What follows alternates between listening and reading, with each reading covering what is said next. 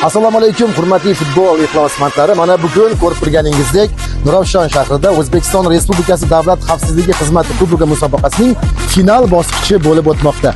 Ushbu final bosqichida bilib turganingizdek, Nurafshon mahalla yoshlari hamda Obod mahalla yoshlari katta futbol turnirida hamda mini futbolda esa Qumariq hamda Dehqonobod yoshlari bellashishmoqda. Ularga omad tilaymiz. Albatta bizni kuzatishda davom eting.